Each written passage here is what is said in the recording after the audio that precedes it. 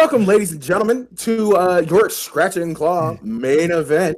It is a triple threat match tonight. We've got a couple of wonderful people here, along with myself, who's not so wonderful, just to round everything out.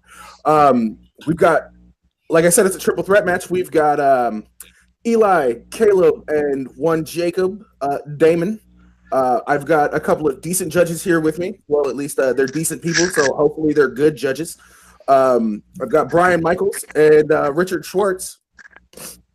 How are you guys feeling tonight? I'm feeling good, man. I've only just recently started judging, and the first time doing a triple threat, so we'll see how it goes. We're hoping to not run this train off the tracks. Richard, how you feeling about tonight? Oh, I'm feeling good. I'm excited to see the three, duke it out. And, you said the judges are good people. That is debatable. Let's get a quick little in from everybody here.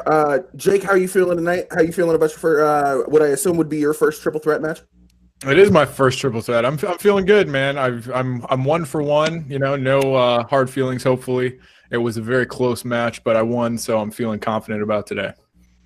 I won't hold any of our past matches against you. So, yeah, there's that.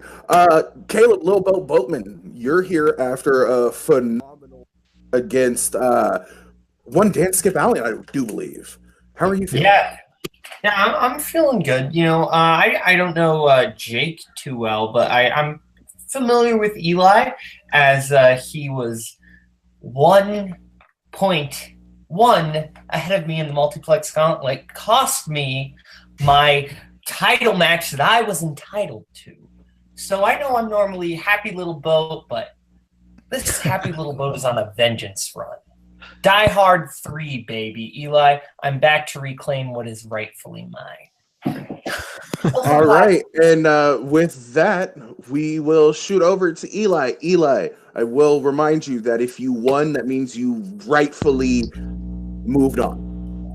So yeah, that means Caleb Little Boat Bowman can shut his damn mouth because his word doesn't mean a damn thing right now. So how you feeling about this triple threat? Look, this isn't my first rodeo in a triple threat right now, and I am very much looking forward to go and hopefully win this triple threat, because all I know is this. I've gone up against Boatman in trivia, beat him. I've not once gone up against Jake Damon, but I'm looking forward to see what he got. So let's just get this match started. Let's get this debate going, because let's face it, my internet could go out at any moment because of my bad weather over here. So,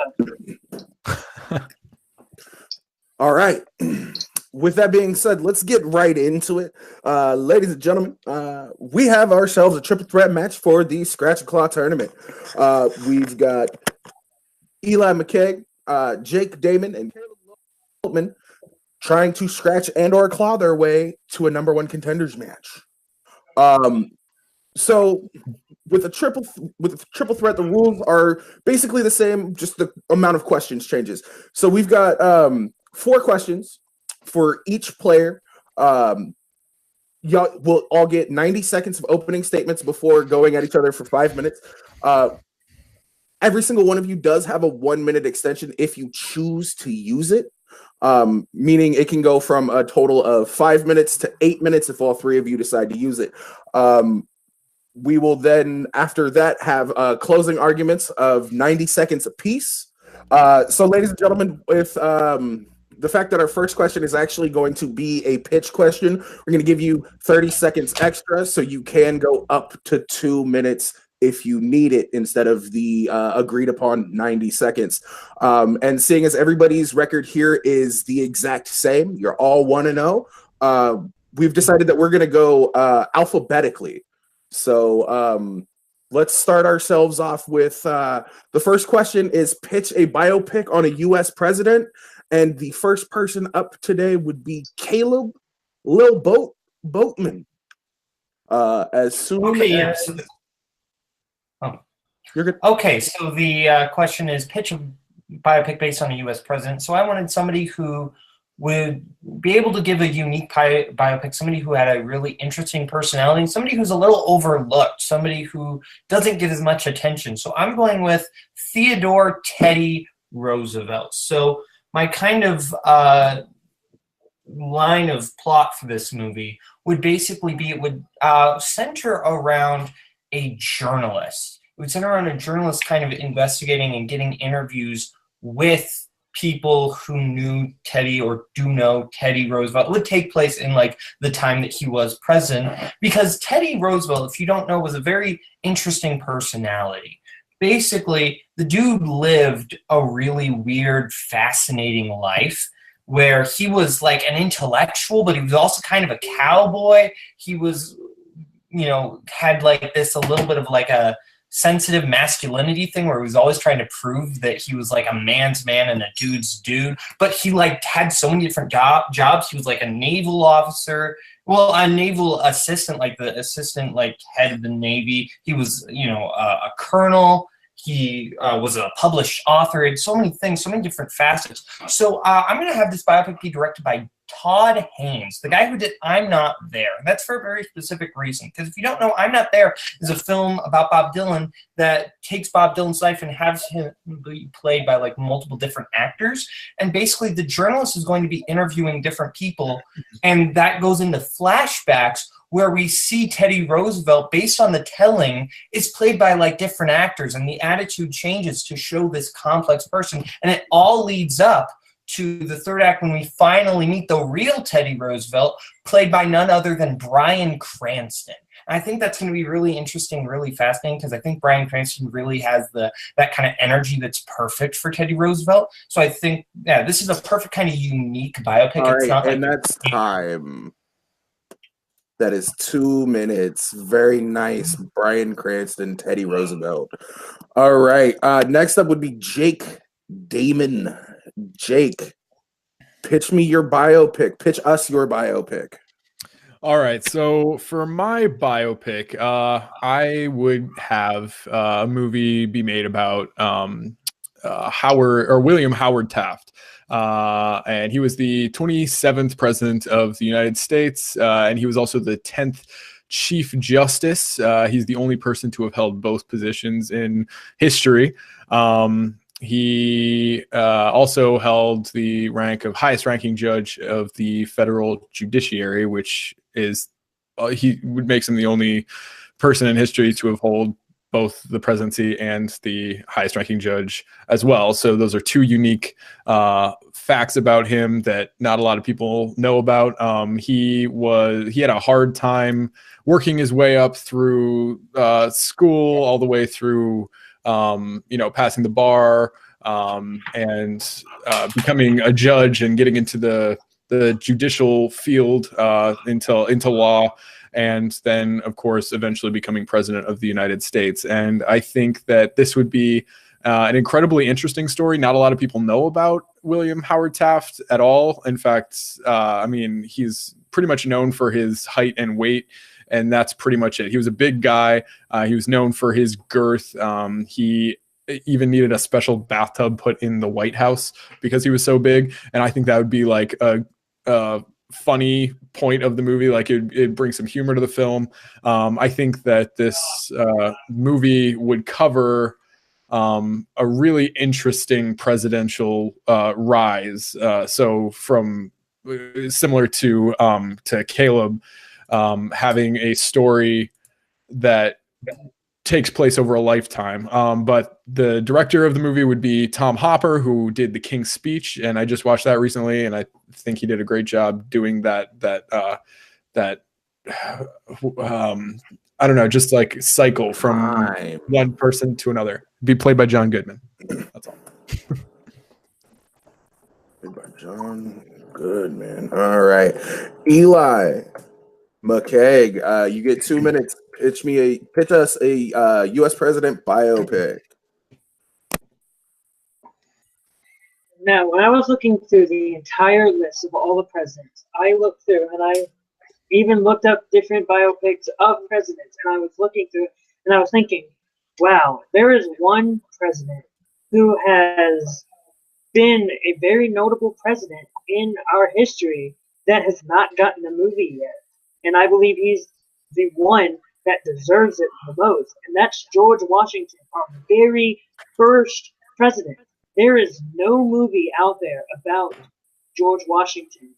And I believe that he has a very interesting life. And then not only that, you could go look at his entire time during the Revolutionary War and how he was the commander-in-chief of the army of the revolutionaries. You get to see how he had his rise as a military man, and you get to see him working along with people like Thomas Jefferson, Benjamin Franklin. You get to see that period piece of him during the Revolutionary War, and that would be the main setting of the film, the American Revolution, because that is the time when George Washington himself rose up to prominence, and you get to see how, though he was a man that really didn't want power, how everyone looked at him and basically said, no, he deserves to have the power. He deserves to be our first leader because of everything that he's done.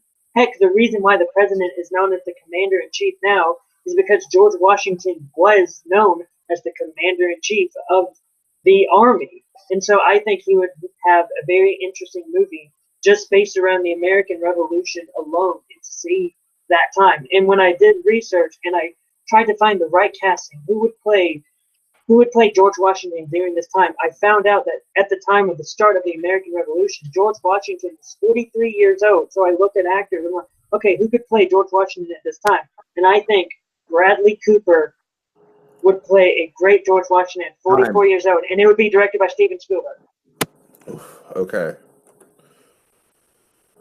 All right, we have three very different presidents, and now a 5-minute general back and forth between the three of you. I know I hadn't said it before, but I respect the hell out of you guys as competitors, and you all know the basic rules. Don't be a dick and no filibustering. General talk will start when somebody starts speaking. 5 minutes. Now, Caleb, I think your movie is very great, except I've already seen a Teddy Roosevelt miniseries called The Rough Riders, starring Tom Berenger as Teddy Roosevelt.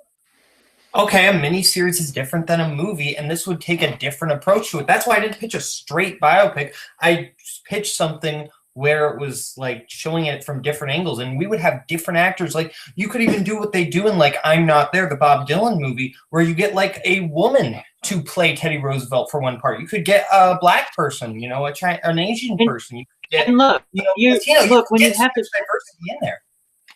But look, when you're pitching a movie, I can't believe you guys haven't seen the Teddy Roosevelt trilogy, also known as Night at the Museum, with Robin Williams. I've seen Teddy Roosevelt before. I mean, I've seen that too. George Washington in a lot of things. He's been in John Adams, the HBO miniseries. He was also in an A&E TV movie, rather, starring Jeff Daniels. I've seen both of these presidents on screen. Everybody knows who they are and what their stories are. I want to see a movie about Taft, and I think a lot of people would be interested in that. Who wants to look? Honestly, you're probably the only person that wants to see a movie about Taft, because Taft is one of, as of right now, the most least interesting presidents to exist. Everyone wants to see a movie about a president that everyone knows about. Like, that's why we've seen so many movies about Richard Nixon, because everyone wants to see a movie about Richard Nixon. George Washington is the one president who is the most notable that has never had a movie, and I would really want to see a movie about George Washington. And for the Teddy Roosevelt thing, because I've seen a movie about Teddy Roosevelt, I really don't want to see that. And also, your idea of having different actors playing Teddy Roosevelt, that wouldn't make sense to a general audience. And if you're trying to pitch this movie to a studio, hold on, time out. If you're pitching this movie to a big studio executive, and it's like, oh, I have a biopic idea for Teddy Roosevelt, and this is my idea, the studio executive is going to look at you and say, no, we don't want that. We want a straight biopic of Theodore Roosevelt. And I feel like if I took my Taft movie to a executive and I was like, listen, John Goodman, Tom Hooper, you already know, or Tom Hopper, you already know Tom Hopper won Best Director back in 2011 for The King's Speech. or 2010 rather, for the King's Speech, and he also had Colin Firth in there and was able to elevate him to Best Actor and get that award in the Oscars for Best Actor that year. That's a double win for the same movie. Let's do it again with John Goodman, who we already know is a great actor who's acted in many things. He's already been in the political circuit on West Wing. We've seen him on there, and people would love a fresh story about a new president or not a new president, but a new story about a president that we would all want to learn about and know about. And there would be humor. There would be a really interesting story from beginning to end about his rise to presidency. Okay. You could have a last scene where he's doing his inauguration speech, and it would be inspiring. Okay, so Look, you're saying that your movie that. Okay, look, Eli, you're you've had a saying lot of time to talk. I haven't Hold gotten on, I've gotten let like me two have- sentences in. All right, I've gotten did two you- sentences, Eli. So first up, on the point about a big studio doesn't want to see I'm Not There style Teddy Roosevelt movie. I don't care what a big studio wants to see. We're not pitching what is the most likely of these movies to get made. We are pitching what will be the best movie. We're pitching here what's the best movie, and that's why my unique biopic is going to be better than your standard biopics. Like, here's the thing, Jake. You picked Tom Hooper to play William Howard Taft. Tom Hooper makes boring Oscar fare. One minute, by the way. Just one second. Tom Hopper. Tom Hooper is his name. People bring up the King's Speech usually to talk about why it shouldn't have won the Oscar. That's when people bring up the King's Speech. It's about how it shouldn't have beaten The Social Network or Inception. That's the thing about Tom Hooper's. He makes boring Oscar movies that everybody forgets about the second it leaves theaters. But imagine John Goodman in the role of William Howard Taft and bringing that to life. You put that mustache on him. Look up a picture of William Howard Taft. That mustache is iconic, and so is his weight, and his whole image is just iconic. And people would go, "Who's this guy? Who's John Goodman playing, and why is it so important? Let's go see it." And the trailers would show. You're saying his image is iconic, not his story. His story is not iconic. Well, that's the point of making this movie. But look, if you want to try to pitch this, you want to try to pitch everything that's iconic. George Washington, out of all of us, is probably the most iconic of them all. And plus, you have Steven Spielberg, who has a proven track record of multiple nomination of Oscars. You have Bradley Cooper, who just got off of a nomination. Time. So that was I know. That was a lively round of debate, guys. So we're gonna move into closings, and with closings, y'all will all get 90 seconds. Wrap your argument up into a nice little bow and present it to the judges. We started with Lil Boat, so we will actually move on to Jake Damon. Jake, you will give your closing arguments first. You get 90 seconds when you start talking.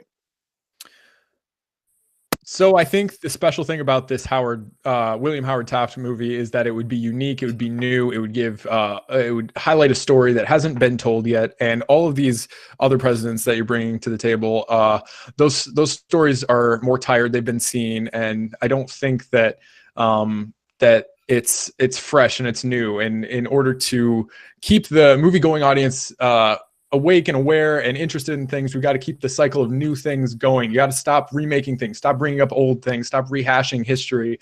Go with something that hasn't been seen yet to inspire other people about new things other than becoming the first president, or because you can't do that anymore. You know, it's like, what's the Washington movie being made for? What's the Roosevelt movie being made for? Like, why are teddy bears called teddy bears? You know, let's get a movie starring a great actor, John Goodman, to shed light on a brand new president that hasn't gotten the spotlight yet. Are you ceding the rest of your time? Yeah, I don't even. Okay. I felt like I was done.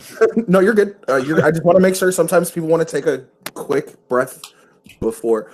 So Eli, we will move on to you. 90 seconds when you start talking. George Washington, Bradley Cooper, Senior Spielberg, go. Let us know. When you look at the story of George Washington, that is a story. Just George Washington by himself, that has never been told. No one actually has ever seen George Washington's story be told on the big screen. People have seen the story of the American Revolution, but not George Washington. this movie focuses on George Washington, and we even get to see the iconic scene of George Washington sailing across the Delaware on the silver screen. Bradley Cooper would bring such an immense talent and play the role of George Washington with such gravitas. Steven Spielberg, a proven Academy Award-winning director, would be the perfect person to shoot and direct the film.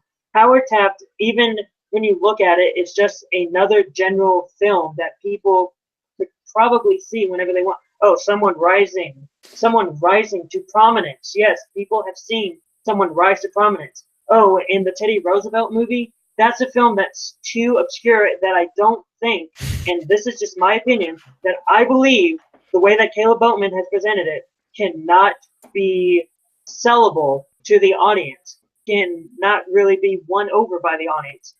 With the proven track record of Bradley Cooper and Steven Spielberg, that is a movie that will definitely be able to be sold and people will want to watch it. It doesn't matter if the people are thinking like, oh, we know about the American Revolution. You don't know about George Washington, though. You've never actually seen George Washington on screen. And plus, with them saying, oh, no one wants to see it. No, people want to see a George Washington story. Time. Okay. And to finish it up for our first question, Lil Boat, rock me with what you got, baby. 90 seconds once you start talking.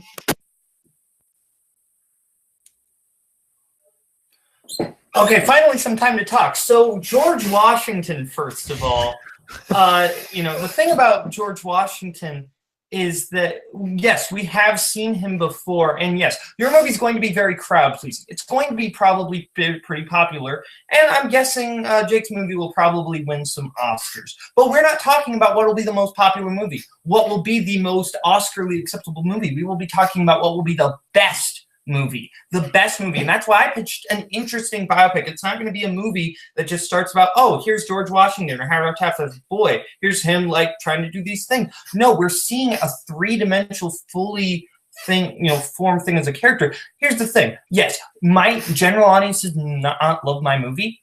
Sure, general audience didn't love a lot of great movies. That doesn't mean they were bad movies. General audiences didn't love 2001: A Space Odyssey. General audience didn't love like a lot of these like classic kind of art films. Doesn't matter. It's about what's the best movie. My movie will be giving a three-dimensional view of Teddy Roosevelt. We get to see him portrayed by multiple different actors, portrayed by possibly women, possibly African Americans.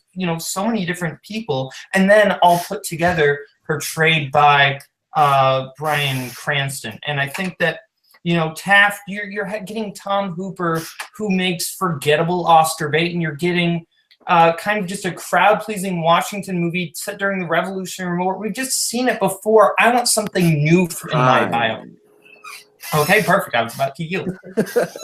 All right, so we have three very different movies by three very passionate arguers. Brian, I was actually going to go to you first, bud, to get your opinions on this. So, lay it on me. Okay. I think all three presidents can make interesting films, and honestly, the casting and directors didn't really sway me on any of them. I mean, they're all interesting choices, but that wasn't a swaying point. I think what did sway me is that only one person actually pitched the movie. Everyone talked about why this president is interesting, why this person should be the subject of the movie.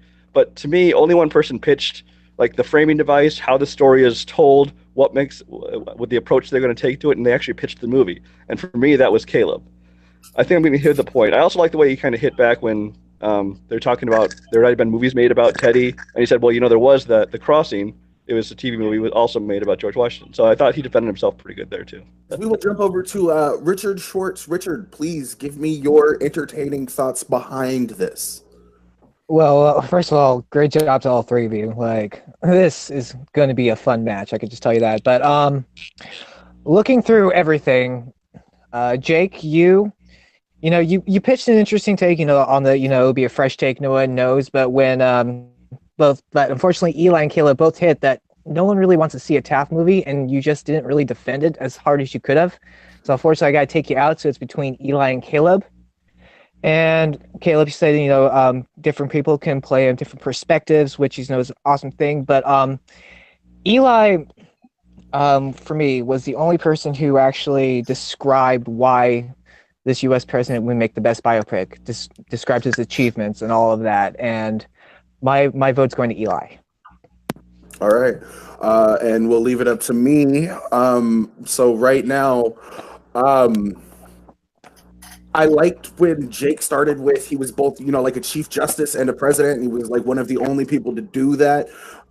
If he would have gone a little bit more in depth on it for me there, he probably would have swayed me a little bit more. Eli had a great argument, and Lil Boat, I really enjoyed your weird and like definitely different way to look at it, and the way you defended that it might not be a good movie, but some audiences don't recognize a good movie at the time. None of you three really laid out enough of what he is, but the person who set it up and defended it, I believe the best, even with the amount of time that they got, was Little Boat. I'm going to have to give Caleb my point for the first round. And we're about to move into question number 2. Question number 2 is as follows. What is Tom Cruise's best performance? We started with Lil Boat, so we will start with Jake.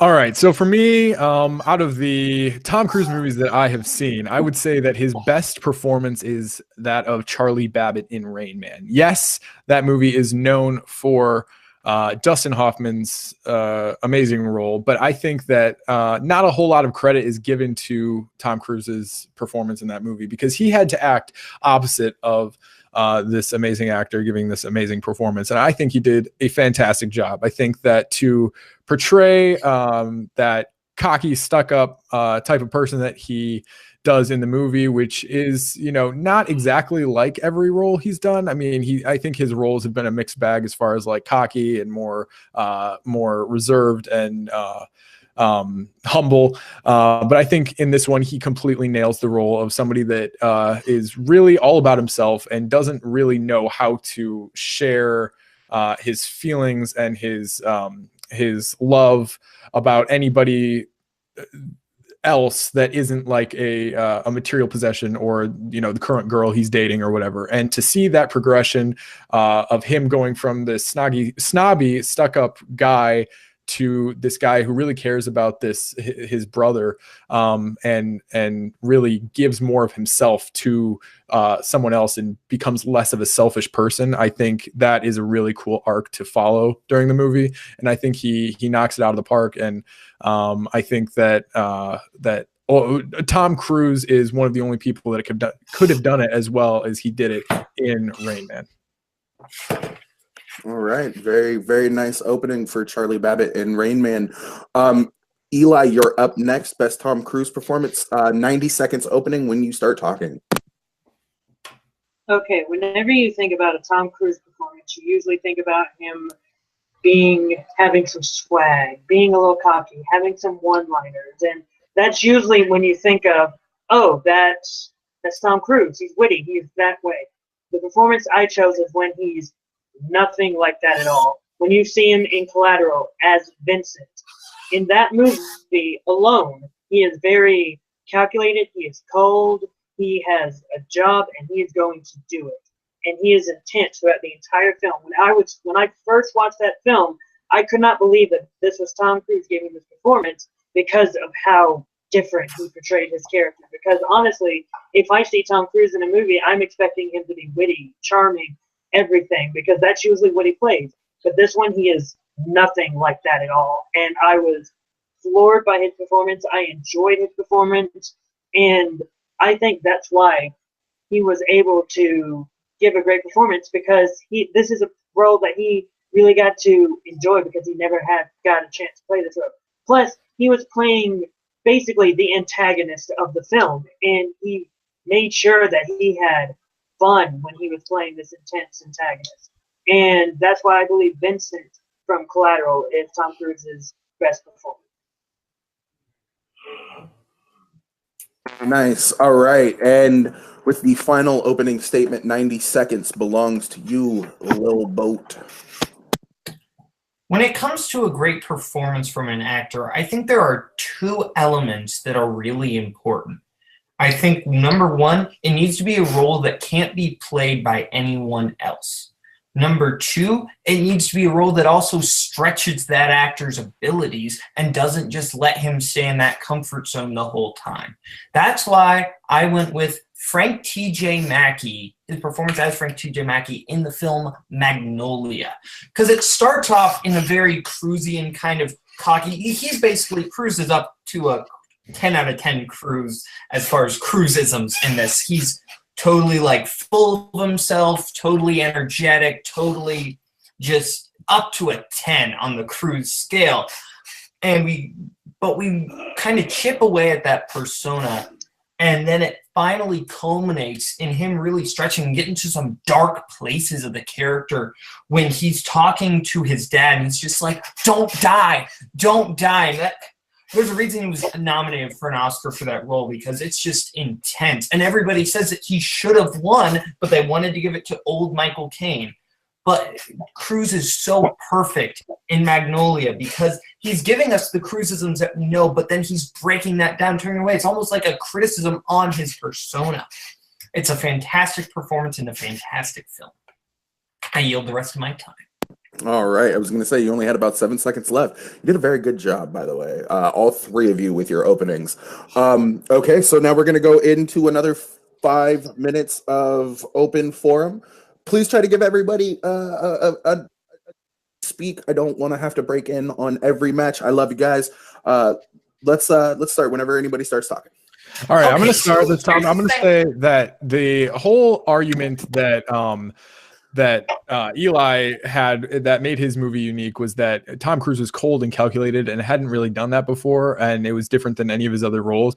I would argue that he was cold and calculated in the first like 2/3 of Rain Man, and that's his whole character. He's like cold and calculated and shut off, and he concentrates on all of these worldly things, but really he only cares about himself, and there's not a whole lot of happiness in his life. And he did that a full 10 or 15 years before either of your movies.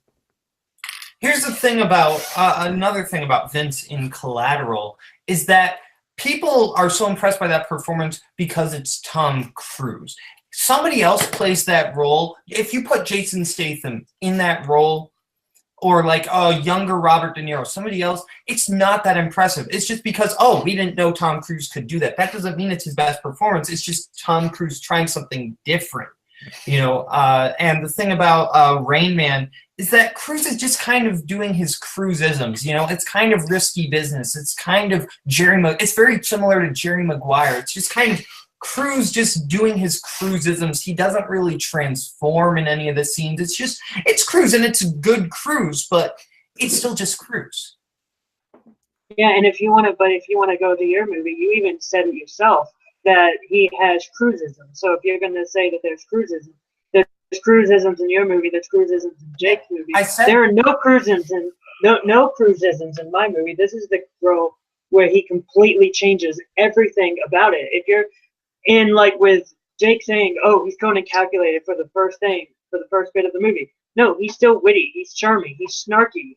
That's exactly what you expect. But I think the whole thing that gives that performance a whole different level is that, yes, he acts snarky and more like what you would expect Tom Cruise to act, but he has scenes in that movie where it shows his darker side, and he has to portray both of those in the same movie. And in both of your movies, he's just kind of one note through the whole thing. Yes, it's a different note than Tom Cruise usually is, but it's one note. And in Rain Man, he has to do two different sides of himself that come together into a completely different person than either of those sides by the end. So you could argue that he's playing three different Tom Cruises in Rain Man 10 or 15 years before either of your movies where he plays one Tom Cruise. I would also argue that he's not playing one Tom Cruise in Magnolia. He is playing at first Cruise up to a 10. It's like Rain Man on crack.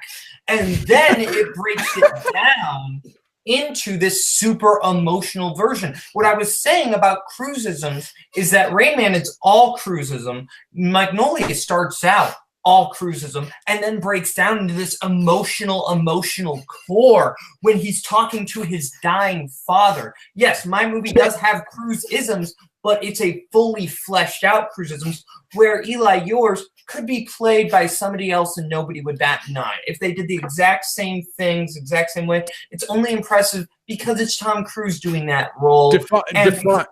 Define what a cruisism is. Tell me in your words what a cruisism is. I'm actually curious about this too. Sorry, what, Eli? I'm curious what a cruisism is too. Well, the cruisisms, the kind of cliches, when you see like people like Ben Stiller impersonating Cruise in that MTV sketch for Mission Impossible 2, all the kind of little ticks he has where it's like, yeah, or, he gets up and he jumps on the couch and he's like, I love Katie Holmes! That's cruisism. Oh, so you're saying stuff that my Tom Cruise never did whatsoever, and yes, he basically stretched himself, and he stretched himself as an actor, showing his intensity, showing that he is more than just those cruisisms. Where again, you have cruisisms, he has cruisism, and you said it yourself. Your character in Magnolia is Rain Man on crack. No, it starts out Rain Man on crack. It starts out Rain Man on crack. But again, you said it yourself. Starts out. But again, you said it. Again, Rain Man on crack. My character starts out. Both of your movies are a Tom Cruise that has had time to flesh out who he is as a character, and I don't think he even, with the time given to him, like the 10-15 years between your movies and my movie, he didn't even use the stuff he had learned in that time to create a Tom Cruise that was even that interesting. And in Rain Man, he is totally interesting, and he nailed it years before either of your movies. Okay, I'm just going to get the elephant out of the room. Just because Cruise is at a disadvantage being earlier doesn't mean that the performance is better. Just means that it happened earlier. Look, Jake. But I do believe he gave a better performance. Jake, I'm just going to get the elephant out of the room. Dustin Hoffman is so much better than Tom Cruise in Rain Man. So everyone ignores Tom Cruise because Dustin Hoffman is so good. But in my movie, everyone focuses on Tom Cruise. Tom Cruise is one of the best things in Collateral because of how different anytime I watch Rain Man, yes, I think about Dustin Hoffman afterwards because he did such a great job, but he's almost like too easy to think about after that. I always think of Tom Cruise after that because of all of the different versions we get of him and all the emotions, the closeted, the depression, all of that stuff that he tries to hide over a shimmery facade, and then by the end of the movie, he's a completely different person than even that, and it all flows together seamlessly, and he does a fantastic job at it. He doesn't really have those core moments like that where it's really like because. Sorry, I don't mean to interrupt you in the middle of your thought, but we do have a time frame. Okay, so we are going to go into closing arguments. We started with Jake, so we will start with Eli this time. You guys get 90 seconds. The question is pitch the best Tom Cruise performance. Tell me why your movie, explain to the judges why your movie is the best Tom Cruise performance. And 90 seconds whenever you start talking, Eli. I think the reason why my Tom Cruise role, Vincent in Collateral, is the best is because that's the time when Tom Cruise truly got to show why he is more than just his cruisisms. He was able to show the intensity and that range that no one had ever believed that he had. He was able to go, oh, you think I'm just this, this, and this? Well, guess what? F you, this is what I also can do. When both of these performances have very much a lot of cruisism, that swagger, that narcissism, that wittiness, that Collateral does not have that. He is able to flip everyone on their head and go, wow, this is amazing what Tom Cruise can do. I never believed that he could do that. Great. And that's what people remember from Collateral about how great his performance is in that movie. And again, the cruisisms are very apparent in the other films that I find it very hard to ignore those things about him because that's just Tom Cruise. Tom Cruise is, whoa, wit. And so that's why Collateral is the better movie. And I rest my time. All right, we got one very good closing going on here. Lil Boatman, you are next up. 90 seconds. Best Tom Cruise performance. Okay, so while Magnolia, yes, does start out with Cruise at his Cruise-iest, where he's at kind of this 10, it's almost kind of a satire commentary on kind of the Cruise archetype, because, you know, you're not really supposed to like him at the beginning. It's not like the more kind of likable, witty Cruise. It still has this kind of dark mask behind it, but then it really develops, and you see the emotional core of this character to this dark edge and area. So it is not the first time Cruise really went fully dark. It's just the first, and it's not even the first time he went it for the full one time. You want to watch something like that? Watch Born on the 4th of July. That's where he first goes really dark, and you could have picked that. But you picked Vincent, a role that could have, if it was played by another actor, nobody would bat an eye. It's just people didn't know Tom Cruise could play that role. That doesn't mean it's his best performance. Anybody could have played Vince. No one else could have played Frank T.J. Mackey but Tom Cruise, and no one could have stretched himself like Tom Cruise did to the way that he did at the end. Rain Man, he's good in that, but he's just Cruise. He doesn't have that real stretchness that he does, where he really just bears his whole soul like he does. I yield the rest of my time. All right. Jake, you get 90 seconds as soon as you start talking. Let me know. Charlie Babbitt and Rain Man, best Tom Cruise performance. I think in order to judge a best performance, you have to look at more than just, can this person be a different person in this movie than he usually is? It has to be so much more than that. It's what is his range within a particular movie. And I think I've already won the argument with two main points. And the first point being that he exhibits three different versions of himself, all yet the same person. He's like the Holy Trinity of God or something like that. That's a stupid analogy. But the point is, he encapsulates all these three different emotions, and two at the beginning, one at the end, and it flows in seamlessly with each other. And the range he shows just in that movie shows that that is his best performance, because that's more than any of these other movies. We've got maybe two personalities tops in Collateral, and one throughout the entirety of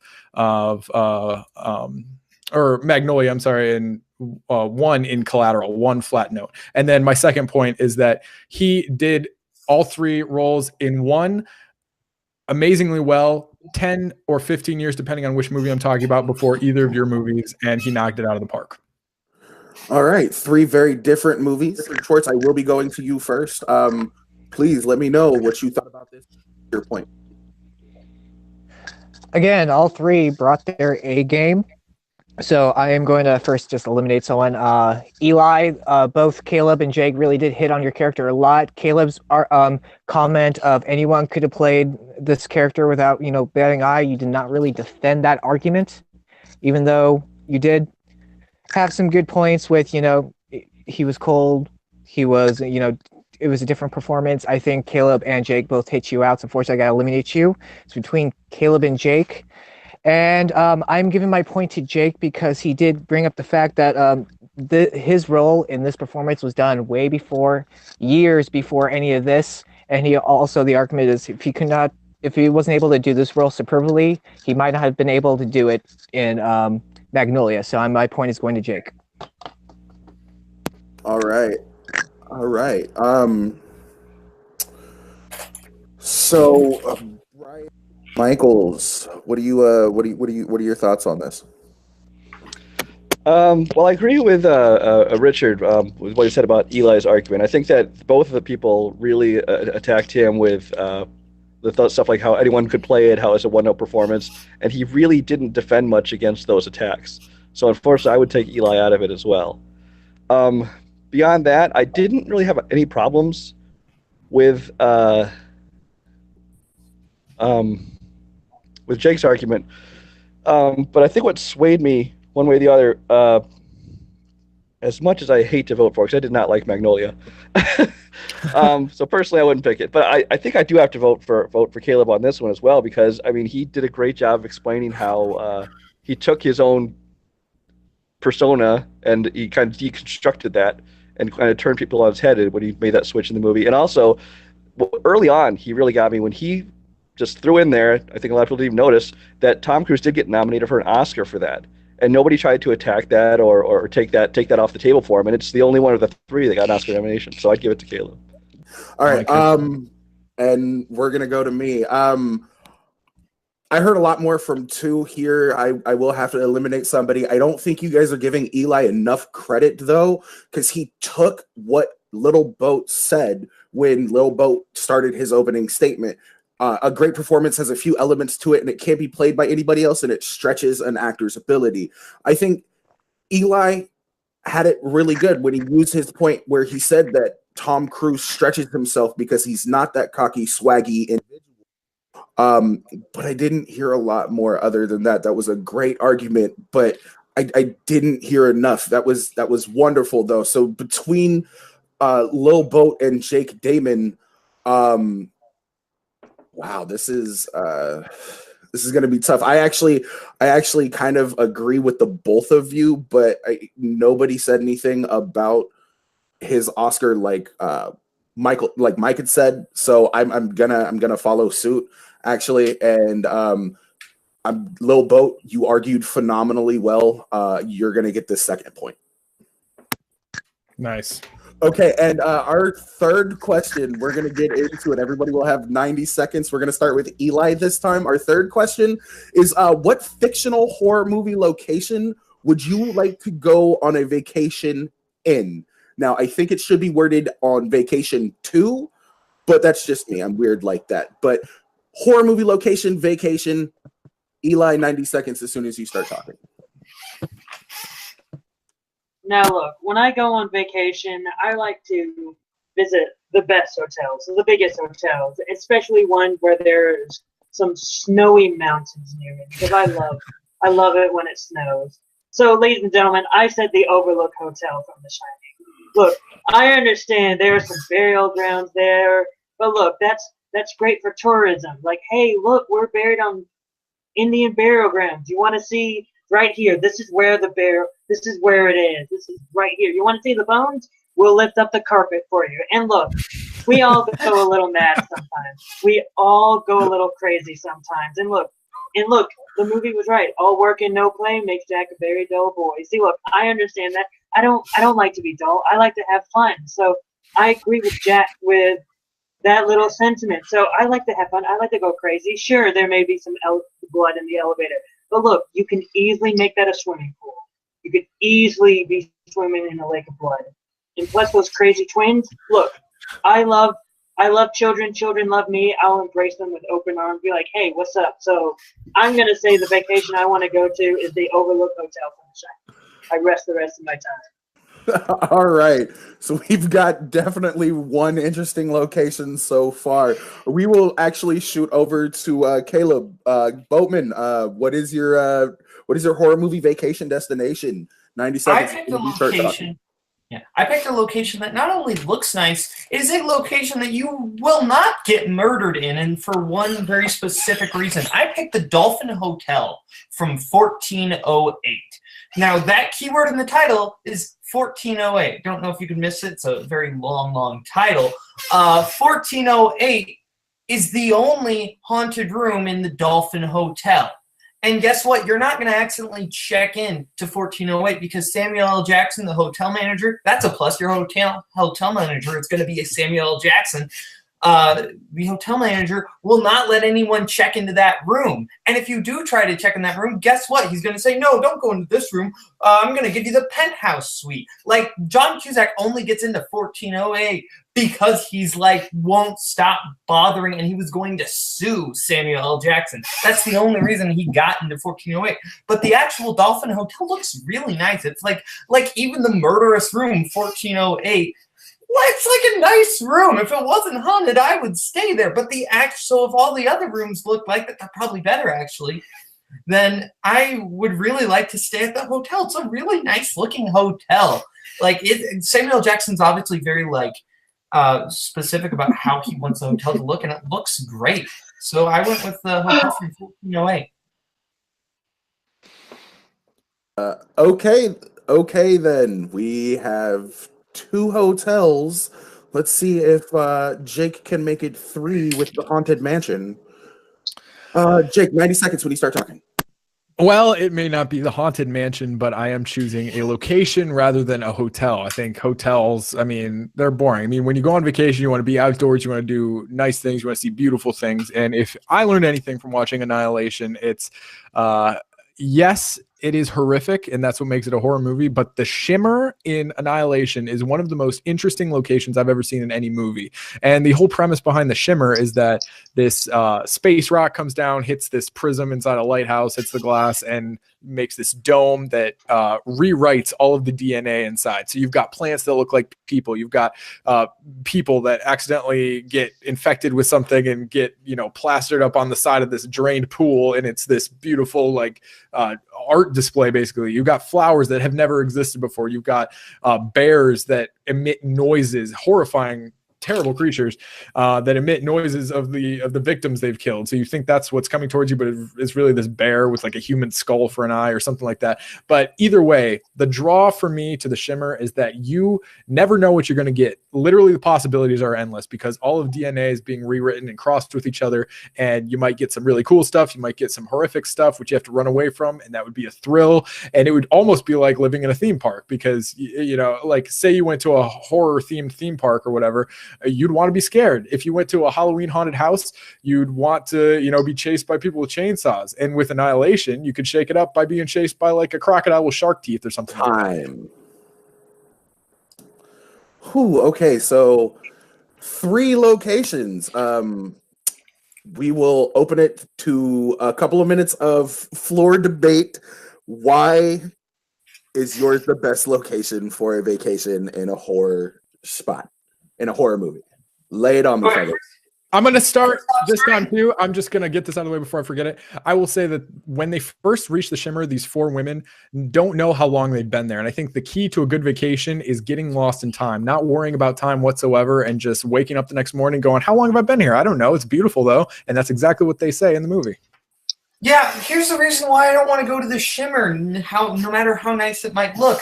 Yeah, there's no way out. Nobody's ever come out. The people who have come out are not actually them. You get placed by, like, alien replicas of yourself. Do you want Invasion of the Body Snatchers to happen, Jake? Because that's how you get Invasion of the Body Snatchers.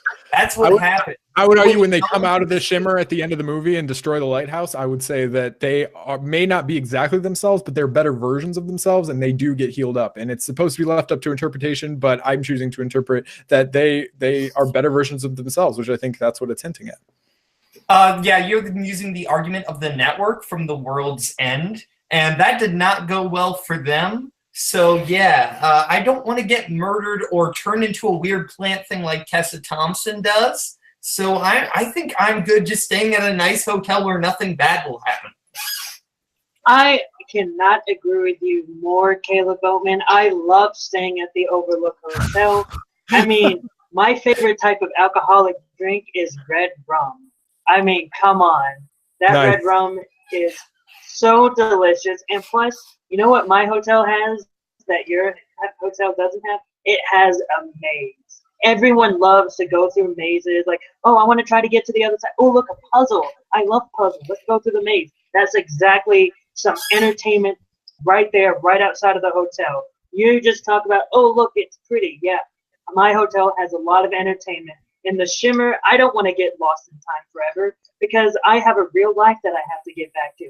I have a job that I have to get back to. I have to pay bills. I may have children that I want to go back to. Hug them very much and say, I love you. Daddy loves you. Mwah. Steve, I don't want to get lost. I want to go to the Overlook Hotel where I can drink my red rum. All work, no play, make Jack. Yeah, and dull get boy, chased no by play, Jack no boy. Nicholson with an axe. You want to get chased by Jack Nicholson? You're going to be the black guy that walks out and gets axed in the chest, Or No.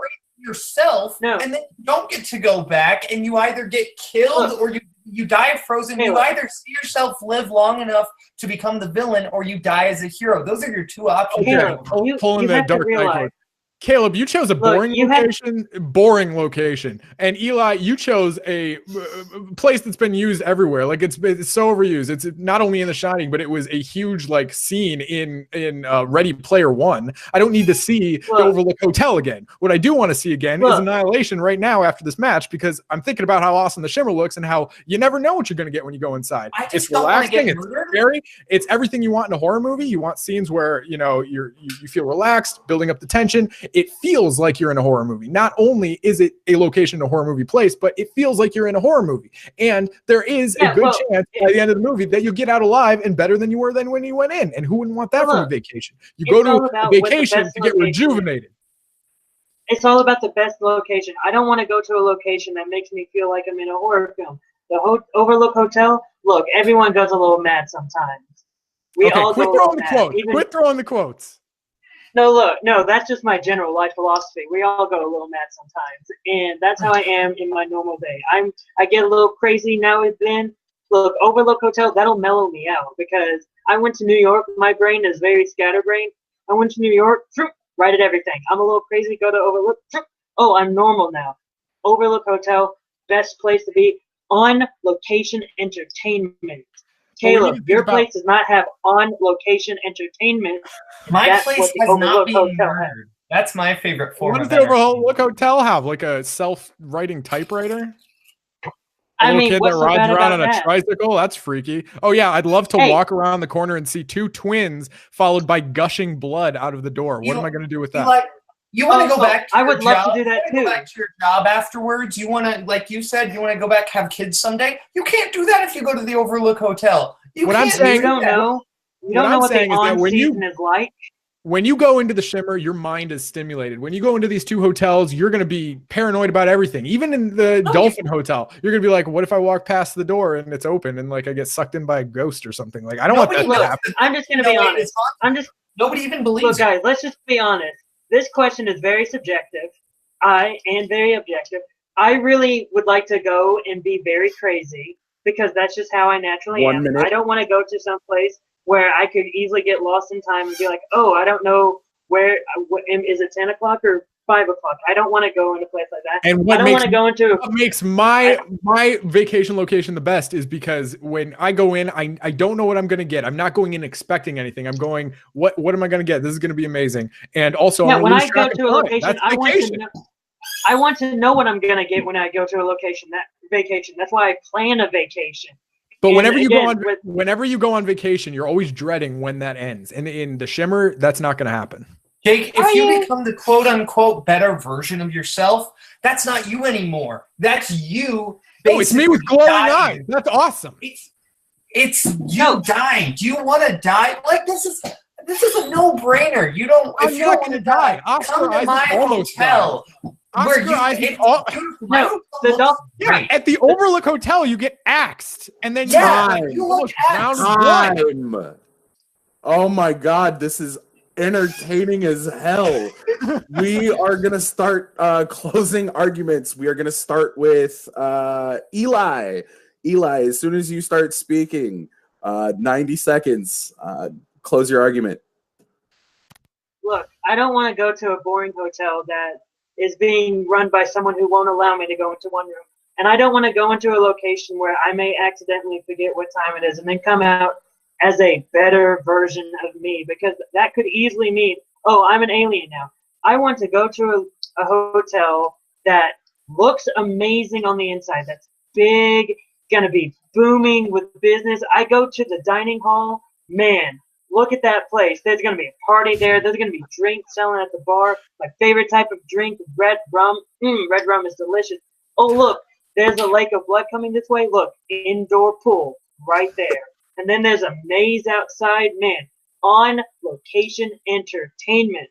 Look, we all go a little mad, and that's what I love about the Overlook Hotel. I'm going to be able to be mad and crazy whenever I want because, look, everybody, here's Eli. I love it so much. I rest the rest of my time. All right. Lovely closing argument from. I'm just gonna say yeah. right now, I don't care if I lose this argument because I had great time fighting for the Overlook Hotel. We're gonna go to Jake Damon next. Jake, the Shimmer, 90 seconds. Start it up. Okay, everybody has been to a hotel before, and guess what? That's not my first thing that I think of when going on vacation. You go to a hotel on vacation to do the other things that you're really excited about doing, like going to the beach and stuff, outdoors things. And I'm saying that the Shimmer is a place you can go to forget about time, forget about your worries, to go and you never know what you're going to get. Your mind is always stimulated by something new and interesting because literally everything inside the Shimmer is stuff that hasn't existed yet. When I went on a cruise, you know what? My mind was I don't even know the word. It was stimulated the entire time because there were things I'd never seen before, things I've never done before, all the time. And I forgot about time because it was like a week long. And I was like, I don't need to worry about anything. And with the Shimmer, you literally, the second you step foot in there, you forget about your worries. You forget about time. You're outside. It's beautiful. Whether it's dangerous or not, it is beautiful. It's a beautiful location. You forget about time. And that to me is the definition of a vacation, not going to a hotel. We will go to our final contestant for this round right now. Caleb Boatman, the Dolphin Hotel. Lay it on us.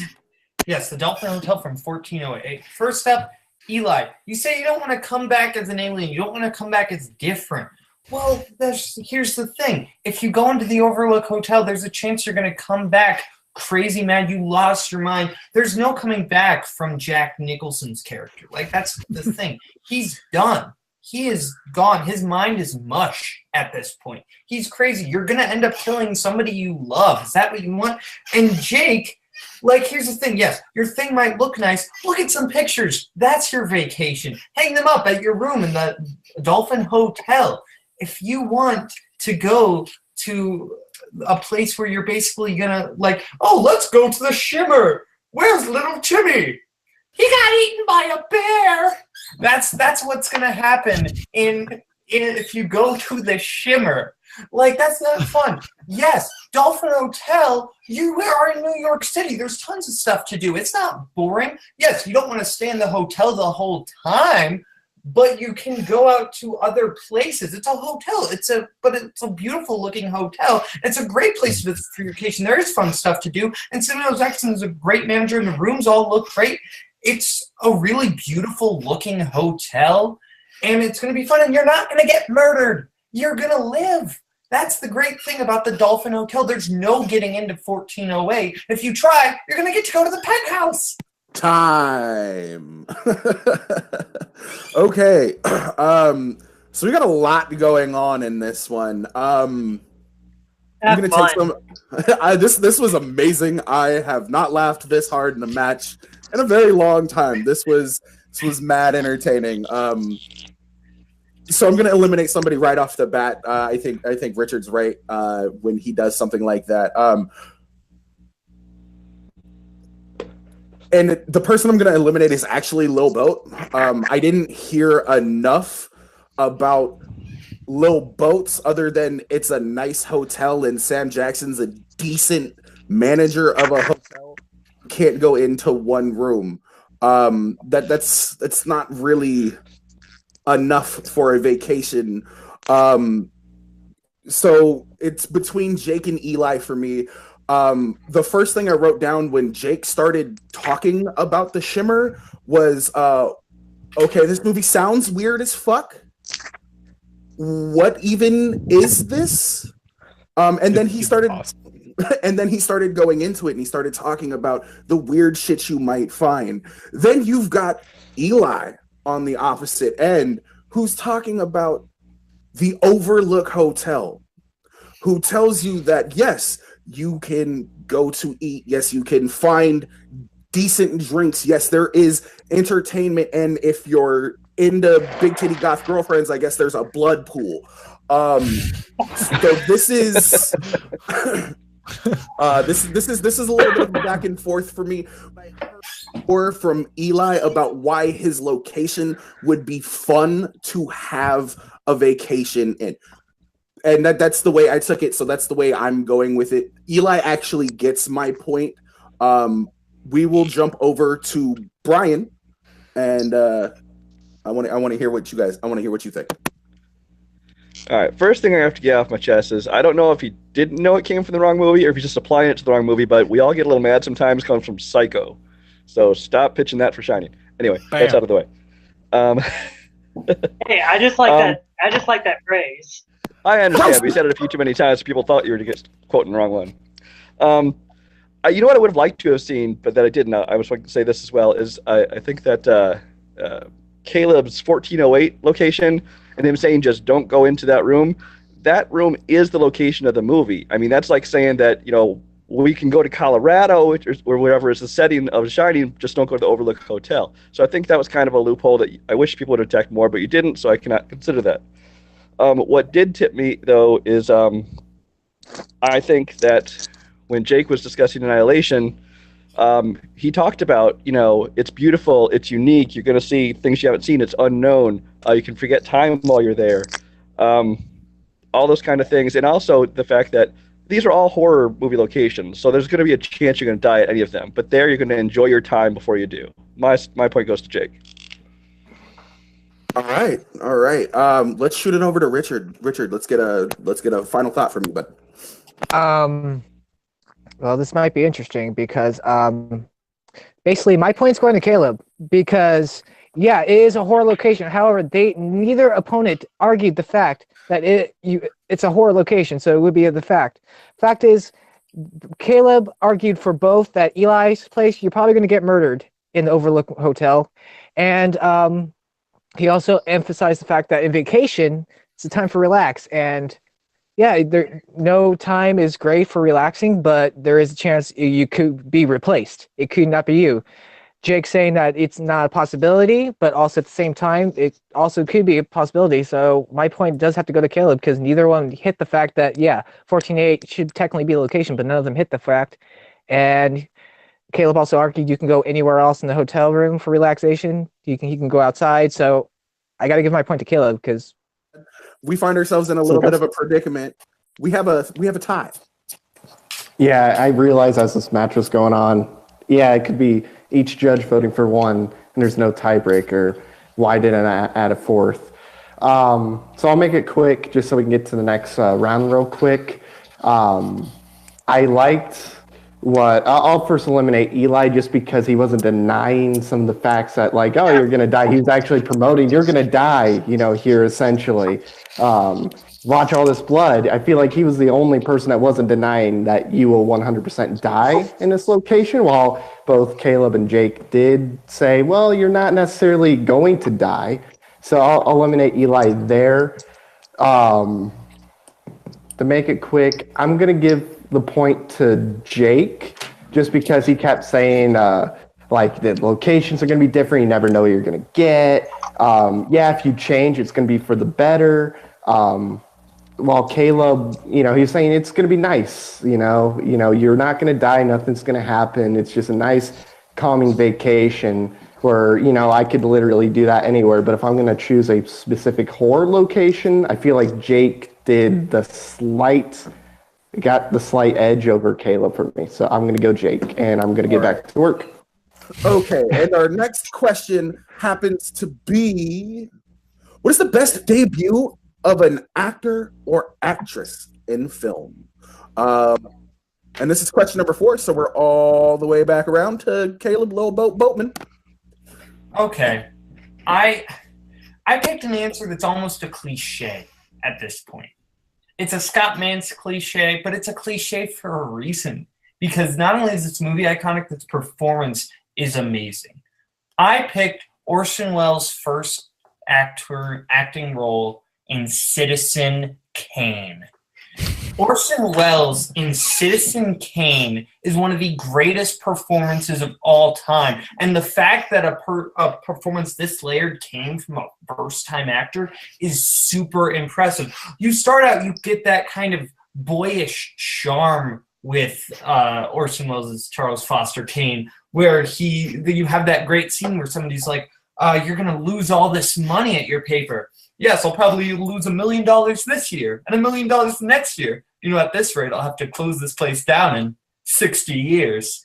Like, just that kind of boyish charm that he has to him. And you slowly see that, like, go away and kind of he hardens and he becomes basically this uncaring, thoughtless monster. And it's this transformation that is so special. Like, you see him slowly kind of devolve into this horrifying creature.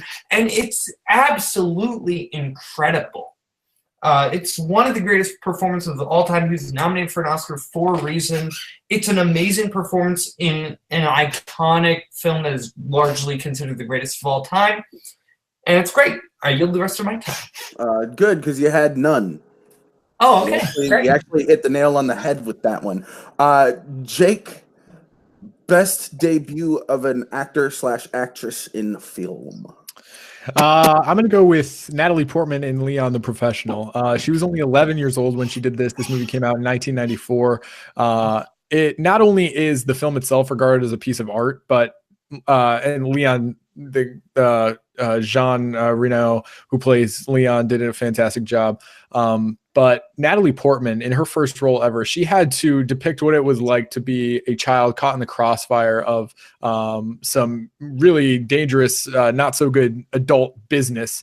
And what she does to get at the heart of this cold assassin, Leon, and to bring him over to the light side emotionally is incredible. And for that being her first performance, it knocked me on my ass, honestly, after I saw it. I thought she did a fantastic job.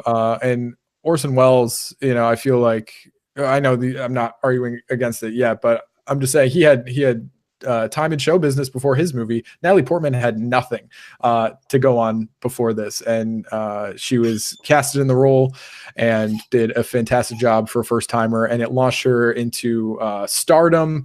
She's won Academy Awards, and none of that would have been possible without Leon the Professional. I yield my time. Very nice, very nice. All right, we've heard Orson Welles in Citizen Kane, Natalie Portman in The Professional. Eli, wow us with what you got.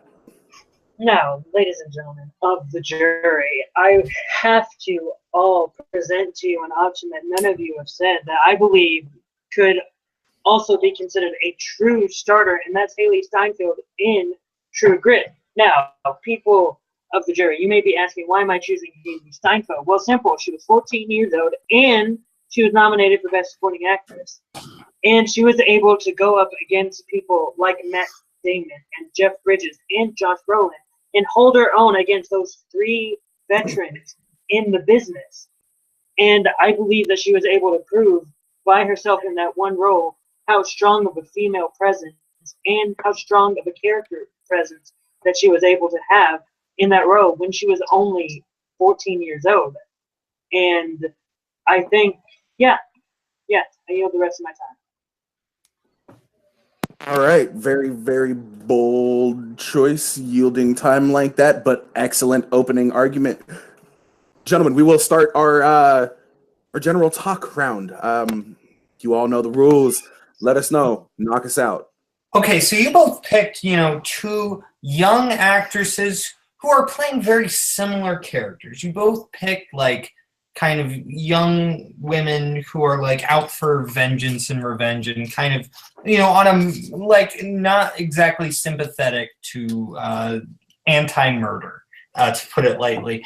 To quickly respond to the Citizen Kane, he had a lot more time argument in show business. That doesn't mean it's a better performance. That has nothing to do with the actual quality of the performance. That Natalie Portman had no time. Citizen Orson Welles had more time. That doesn't actually mean it's a better performance just because Natalie Portman was at a disadvantage when she made the performance. If she made the performance with a broken leg, doesn't mean that the performance is better. But I would also state that Orson Welles is probably more notable for his directing of that movie than his performance of that movie, because all people talk about when they say Citizen Kane, they're like, oh, Orson Welles, the way he directed that movie, the way he shot, the way he would do whatever he could to get that shot. And it was only about how he directed the movie and not how he performed in the movie. Sure, it was a good role, but people think of him as a great director of that film. Well, it's not about when you look at it's not about how people think of him. It's about what's actually better. Like, that's the thing. Yeah. It's just people think of it. Like, people thought that, just because people think one way doesn't mean that's actually the right answer. The popular opinion isn't always the right one. Like, just because people think of him more as a director doesn't mean his performance as Citizen Kane isn't an amazing, astounding performance. Well, then I'll ask you the question then. When you think of Citizen Kane and when you see it, what do you admire most about Citizen Kane? Just because he may have done a better job as a director doesn't mean that his performance wasn't great. Like, that's the thing. I probably put them on equal footing, but whenever I think of Citizen Kane, I think of that smile that he gives right after he says 60 years. Like that. I think both of these people have a major advantage over Natalie Portman, because not only did Haley Steinfeld work with these other great actors who probably gave her tips on set on how to be a better actress and stuff, all this jazz, which doesn't make me think that she's the best actress. I don't even think she's the best actor in the entire movie, to be honest. But I think that Orson Welles obviously had way more time to prepare and to get himself ready for a role for a movie in which he was much better at directing anyway. Like, I don't remember that performance nearly as much as I remember how well constructed the movie was. And one of the most notable things about Natalie Portman is the absolute youngest actress out of all these three. She brought her A game to the table, and she is one of the most famous child actresses from that time period because of that performance. She's so memorable. Whenever anybody thinks of Natalie Portman, they think of three movies. They think of Black Swan, they think of Star Wars, any one of the Star Wars movies. She plays Padme, and they think of her in Leon the Professional. And it's just that dynamic. Without her, I don't think anybody besides her could have done something both adorable and like you're kind of scared of what she can do and to manipulate your emotions. If you got to look at what these characters do within their movies. And Orson Welles, he's just Orson Welles. You've got Haley Steinfeld, who gets revenge, I guess. Cool. But then Natalie Portman, she brings out the best in an assassin. She brings out the best in an assassin and worms her way into his heart by the end of the movie. And, spoiler, he dies. But you've got to see all of that from beginning to end. All right. When you say Leon the Professional, I forgot Natalie Portman was even in it because I'm more enamored with Gary Oldman from Leon the Professional. I feel like that was Gary another Oldman, point I was going to bring up. But look, Gary Oldman is more notable in Leon the Professional than the main character or Natalie Portman. In Orson Welles, I have to agree with Jake. He's had more experience. He has everyone looks at War of the Worlds. It's all subjective, but I have to disagree. I would say that coming out of The Professional, I don't remember Gary Oldman as much as I remember the dynamic between Leon and Natalie Portman's character. And I think that Natalie Portman... Look, when I think of Natalie Portman, I don't think of Leon the Professional. I think of Star Wars. Well, and that's because that's what she's most noticeable. I know it's not your fault. It's Hollywood's fault. Have you ever seen The Professional? Yes. Don't lie to me. I know that tone. You've got Gary Oldman. You have to see a movie to even remotely be able to think about it. Yes, I remember Gary Oldman. I have seen The Professional. I will just say, Jake, you bring up the point that Haley Steinfeld surrounds herself with great actors. I would say that in Leon the Professional, you've got great actors around Natalie Portman. You've got Danny Aiello, you've got John Reno, and you've got Gary Oldman. Like Eli said, Gary Oldman is Natalie Portman's like the third best performance in that movie. Same with True Grit. Third best performance in that movie, and you keep bringing up. Well, if it's the third best performance, why isn't the second best performance getting nominated for an Oscar? Haley Steinfeld is nominated for best supporting actress for an Oscar. Jeff Bridges got nominated. And he was. I know, but then who was better than him? Who was better than him? Who was better than Jeff Bridges? Because there's only Jeff Bridges and Haley Steinfeld were nominated for Oscars. Okay, tell you who's better. Strike that from the record. We will go into closing arguments. Everybody gets 90 seconds to wrap it up. Nice little bow. We're going to start with Jake this time. Jake, 90 seconds when you start speaking, bud. So Natalie Portman had less time to prepare for this role in her lifetime, and she went in as a green actress, completely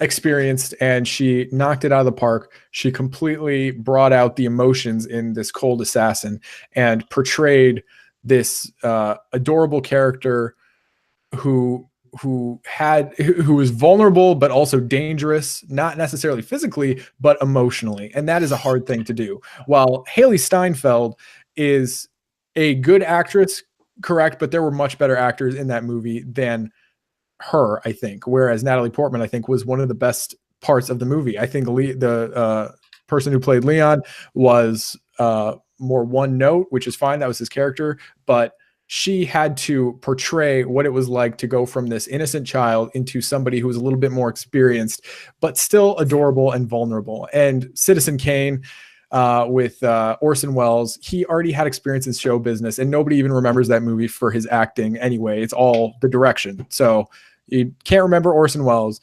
Haley Steinfeld didn't even win an Oscar for her performance, which she got nominated for, but it was Jeff Bridges by a landslide. And I think Natalie Portman did great, relatively speaking, by her inexperienced tenor. All right. Good, because you only had 1.1 seconds left. I was getting ready to yell at you. No, great closing argument done by Jake. Eli, you're up next. 90 seconds. Haley Steinfeld. Okay, whenever I think about Leon the Professional, I do not think of Natalie Portman. I think of Gary Oldman, because Gary Oldman is the person that has the better performance in that entire film. And when I think of Citizen Kane, I don't think about Orson Welles' performance. I think about his directing style. I think about how he revolutionized how to direct a film. Haley Steinfeld is the person I choose over the other two, because she was a young actress. Sure, she was around big talent, but that big talent was able to help her get an Oscar nomination. It is very difficult for people to get Oscar nominations, and her at 14 years old able to say, hey, I was nominated at 14 years old for Academy Award for Best Supporting Actress. I think that shows volumes about what she can do. And Orson Welles has had experience. One of the most notable things that he ever did was War of the Worlds, where everyone thought the world was actually getting invaded by aliens because of his performance in that radio drama. And because of that, I really think that tweaks Orson Welles' debut into the show business too much. And again, Citizen Kane, only people think about is his directing, and the one time he said Rosebud, because Rosebud is one of the most iconic lines of all cinema. And Natalie Portman is just not memorable when people think about Leon the Professional. People only think about Gary Oldman and that time when he asked someone, bring in everyone. Everyone? Time. Very well done with your closing arguments. Lil Boat, you've got 90 seconds when you start speaking. Okay, I think these two performances kind of cancel each other out. They're both young girls playing kind of edgy, kind of murderous people. Or not necessarily murderous, but very similar characters. I want to talk about the point less about Orson Welles having a little more time. Less time doesn't make a performance better. We're talking about the actual performance. The amount of time that they have doesn't actually matter. The fact that Orson Welles did other things before, this is still his debut. You know, you guys are trying to work other ways, kind of disqualify it in technical ways, but we're actually talking about the performance here. And as far as the performance goes, Orson Welles is miles ahead. He's being a transformative, actually, character, whereas Mathilda and Haley Steinfeld's character don't actually, like, they're static throughout the whole movie. And Orson isn't just playing Orson. He kind of just becomes this hardened kind of monster at the end. And yeah, people thinking of directing first, well, that's what people think. People think that doesn't mean that his performance is any less. His performance is still incredibly iconic, incredibly memorable. And I think the fact that you guys are trying to find kind of other avenues than actually talking about the performance here is why you guys know that the performance is the best. And I think that, yeah, it's an iconic performance for a reason, and it's an amazing transformative performance. The other two don't really transform. They're static the whole way through. Time.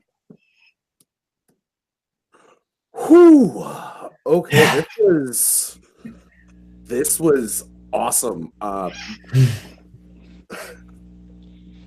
Richard, I need to hear your thoughts on this. Who gets the final point before we head into a speed round? Can you skip me for right now? Brian, are you willing to elucidate a little bit on who you thought won your point this round? Yeah, I think, I'll keep it short. We're already at the hour and a half mark on this debate. But I think the person who best pitched me on why that was the best debut is going to be Jake. I think he talked about how Natalie Portman showed the emotions and vulnerability as well as being dangerous. He talked about being the child caught in the crossfire. I don't remember which one said it, but somebody almost lost me when they said they didn't even remember Natalie Portman was in the movie, because that's just crazy. But my point goes to Jake. All right. Richard, have you had time to compile a little bit? Yeah. This is really tough. I mean, all three of them gave amazing arguments. If I can have to eliminate one person, I have to eliminate Jake, because both of them did him the fact that they were up against amazing actors in Jake's movie, and it is forgettable. And both of them also brought up the fact that both of their actors that they chosen were nominated, whereas Natalie Portman, at least you didn't say, was nominated for anything, and not going on the role. And also, Caleb bringing up the point that it doesn't matter about time, even though previous show visits about the debut, which is true. However, Haley Steinfeld, saying that she was a blendish performance. I mean, Eli brought up that she was nominated, so obviously that cannot necessarily be true if she was nominated. Just like Jeff Bridges, that she also had some impact on the movie. So my point is going to Eli. Okay. Whew, boy, I hate being in this position. I wish we had a first judge. Taking into consideration what everybody said, so Lil Boat really did say, time shouldn't factor in, but both Jake and Eli hit him really well with the nobody really remembers him as the actor of that movie. Everybody remembers him and how he constructed that movie as a director. I think that one right there wasn't argued enough by Lil Boat or defended enough against, outside of one little, but you get the little smirk, but not enough for that. So it would be between Jake and Eli for me. Y'all had kind of a similar argument, but nobody really knocked Natalie Portman enough, nor did you guys knock Haley Steinfeld. You guys kind of knocked the actors around them, but not necessarily their performances. But the fact that it was brought up that she was nominated for an Oscar is the one thing that really kind of tips this over for me. I'm gonna give my point to Eli. It just wasn't defended enough against for me. So with that quick update on the scores, we have Lil Boat at 2, we have Jake at 1, and we have Eli at 1, which means, ladies and gentlemen, we are going into a tiebreaker to enter into our speed round. Now, this tiebreaker will work just like a regular speed round. You will get, I'm going to give you guys 60 seconds each and then 30 seconds for rebuttals. This is going to be, I need to hear your answer when you guys, after I'm done. I need to hear you guys say the answer. What is the better animated movie, Big Hero 6 or How to Train Your Dragon 2? Big Hero 6. How to Train Your Dragon 2. Ooh, okay. See, this is what I like. All right, so I heard Big Hero 6 first. Jake, 60 seconds. I think what makes an animated movie special is the fact that it's all visual storytelling. It has to be constructed by people. I think Big Hero 6 is one of the most beautiful animated movies I've ever seen. I was completely knocked on my ass when I saw it for the first time. I was like, holy crap, this movie looks amazing. And it follows a ensemble cast of characters that I don't think How to Train Your Dragon has. How to Train Your Dragon has one person and a dragon that it mainly follows. Those are its main characters. When Big Hero 6 has like 7 or 8 characters that it's following, and it does it all amazingly well. I would say it did Avengers Age of Ultron better than Avengers Age of Ultron did it. And I think that it had a really cool villain, and all of the looks and designs are very memorable, and it did something unique by combining Los Angeles with Tokyo and making an entirely new city. It was creative, it was imaginative, it was fun, and I want to watch that again more than I want to watch How to Train Your Dragon 2. All right, time. Eli, you get 60 seconds as soon as you start speaking, bud.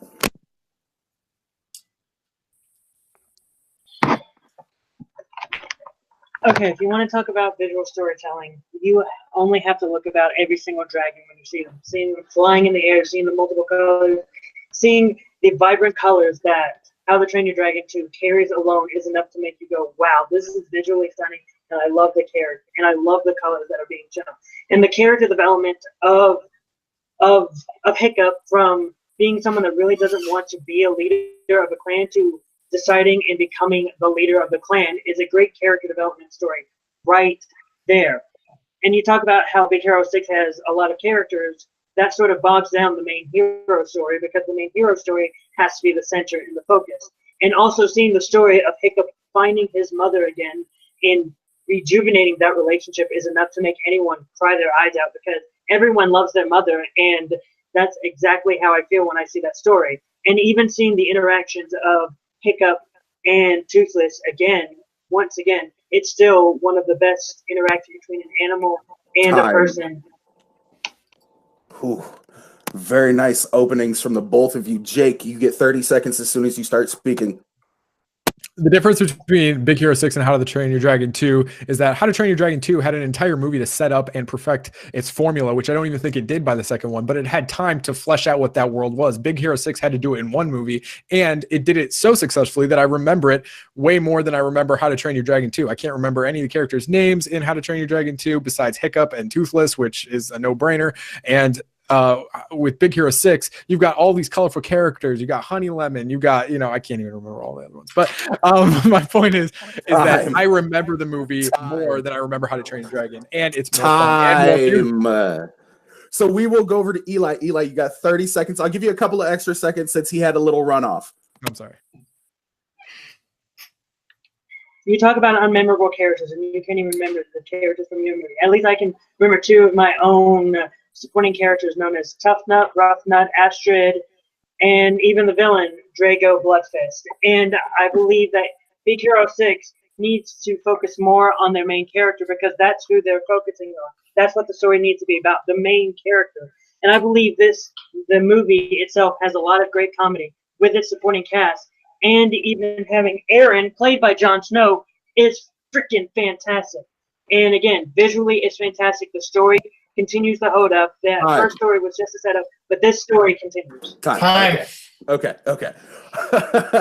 This was a lot of fun. Ryan, I want to hear your final thoughts. All right. I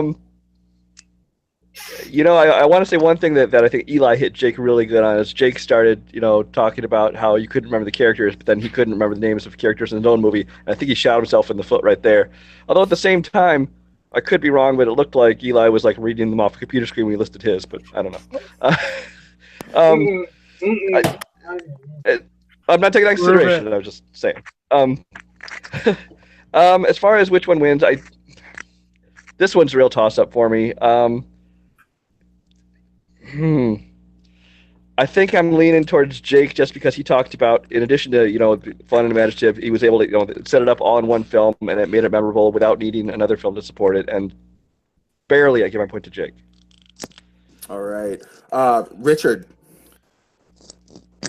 I've been doing this all night, but my point is going to Eli, because he did bring up, Jake brought the fact that, you have to remember his name, and he kind of stumbled on his own characters. Well, as Eli brought up the fact that he could name more of the characters than Jake did, but also bring up the fact that you have to establish the main character. Great to have an ensemble, but if you need to focus, How You Train Dragon 2 did focus the story on the main character, and that, in my opinion, is what you need to make a memorable film, is to have a focused story, and that's my reason. Going into the tiebreaker portion of this, the biggest flub was Jake.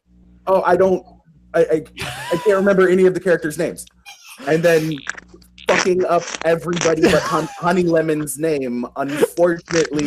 And then the fact that Eli hit it really on the head, the emotional connection that you have with this character, the story arc that you get from this character, even if it is the second movie like Jake brought up, you still get this arc of this character who's going to becoming this. Eli gets my point on this one.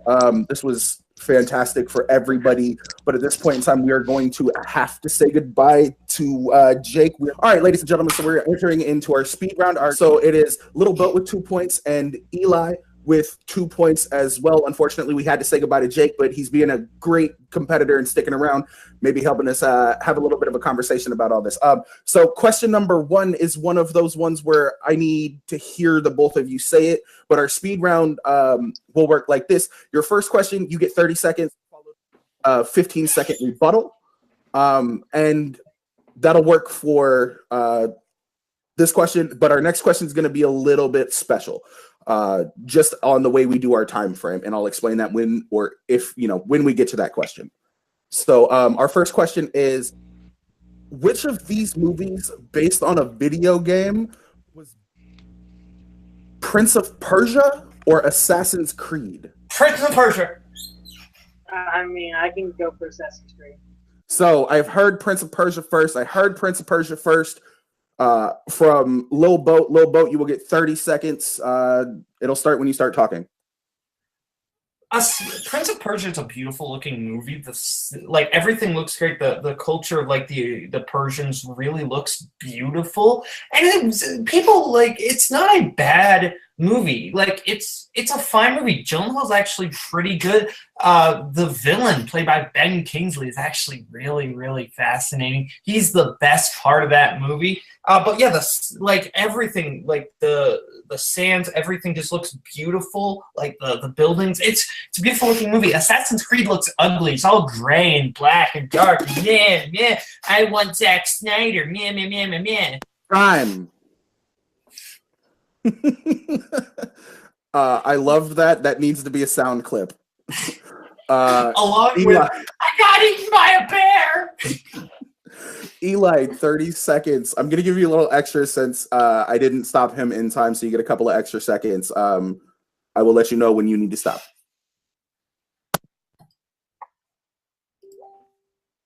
Okay, Assassin's Creed is able to take the mythology that was begun in the video games and was able to expertly put it into the movie to make you go, oh, it reminds me of the movie. I actually enjoy the movie. However, whenever you look at Prince of Persia, you only think, wow, they whitewashed the main character and the lead female, and that sort of takes you out of it. Whenever I'm watching Assassin's Creed, I'm not taken out of it at all because I think to myself, wow, this movie expertly takes what I know from the video game and puts it into the film, and I'm caught up throughout the entire time. And I think Prince of Persia really does just take away because of the whitewashing, and no one really remembers it. Time. Very nice on the both of you. Sorry about that. I will try to keep time frames within the corrects. So we have a 15-second rebuttal. Lil Boat, 15 seconds as soon as you start. If you want mythology from the video game, go play the video game, Eli. Yeah, if you want, and as far as the whitewashing point goes, sure, did bad things happen in the past where, whitewashing decisions were made? Sure, but that doesn't lessen the actual movie. We're talking about the actual quality of the movie here, not the politics surrounding it. Time.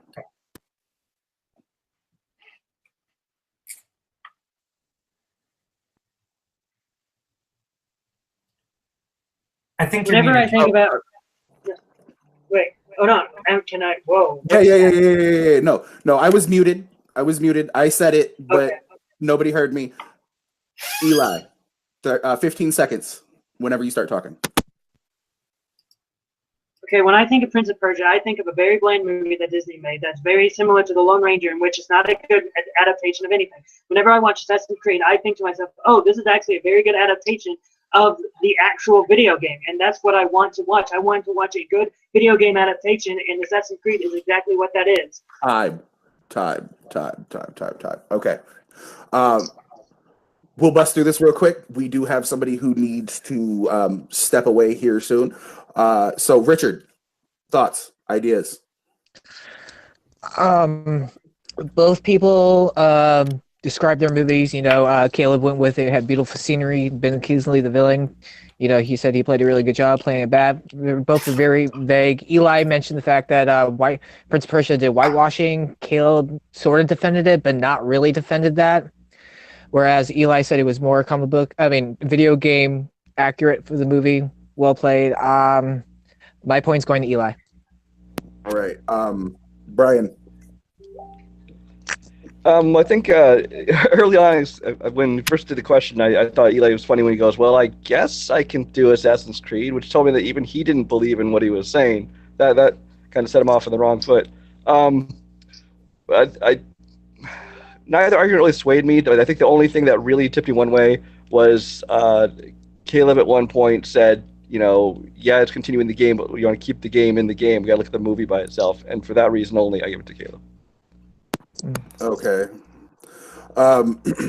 Real quick. So the question was, which of these movies based on a video game was better? You can't just necessarily forget where it came from. I heard more about why the video game and the movie blended very well from Eli. I thought the dig at if you want to play if you want a video game, if you want the mythology, play the video game. But that didn't really help me. And the whitewashing jab, Eli gets my point. So we are into our final speed round question. Whew. And we're gonna do this real fast. So your final speed round question is one opening 30-second round, followed by 2 rebuttal rounds, one of 20 seconds and one of 10 seconds. So our last question is, who played the worst version of Robin Hood, Russell Crowe or Taron Egerton? Russell Crowe. Taron Egerton. Ooh, okay. This is going to be interesting. I heard Russell Crowe first. So Russell Crowe, Lil Boat, 30 seconds. Russell Crowe is giving his worst performance ever in Ridley Scott's Robin Hood. Russell Crowe is incredibly bland. Taron Egerton at least has some of that boyish charm he's giving in the movie. Russell Crowe is at his most flat, most monotone. Like a Chuck E. Cheese animatronic could have played that role better than Russell Crowe in Ridley Scott's Robin Hood. He is emotionless and flat. All right. And let me stop the timer. And Eli, 30 seconds. Taron Egerton is just playing a one-note, oh, look, witty, charm. Look, I'm playing a stereotype of all unslain superheroes. That's exactly what it's doing. Russell Crowe is actually adding depth to a character that's not usually filled with depth. When I see Russell Crowe, I'm like, oh, he's actually making me believe that this character is a real person. Where Taron Egerton, whenever I saw the movie, made me go, oh, that's just the stereotype that Robin Hood carries around. And that's not a great performance. That's just a stereotype again. Very nice openings. Lil Boat, 20 seconds closing. I'd rather have wit and charm and likability than what Russell Crowe has, which is absolutely nothing. He's monotone. He doesn't do anything. There's nothing to connect to in that movie. There's at least something to connect to in Robin Hood. He has that kind of charm that makes him likable. I don't see why charm is a bad thing. He's charming and he's witty in that movie. All right. Final closing. You get 10 seconds. Eli. Wait, what about my 20 seconds? Oh, I'm sorry. Eli, I'm sorry about that. Eli, you're 20 seconds. Okay. Talking. At least with the Russell Crowe movie, you can believe a lot of the chemistry that he has. You see the chemistry between him and Kate Blanchett, you believe it. Whenever I see Taron Egerton with Jamie Foxx, I cannot believe that chemistry whatsoever. because Taron Egerton is too focused on trying to be witty and the stereotype. Russell Crowe adds all the depth that you can believe when you see that movie, and I can believe that he is trying to provide for this woman that it's not really someone that he's in a relationship. Time. All right. So again, sorry about my snafu. 10 seconds. Lil Boat. 10 seconds. Having chemistry with the other actors doesn't actually mean that the actual performance, like, yeah, because Jamie Foxx is worse doesn't mean that Taron Egerton is worse.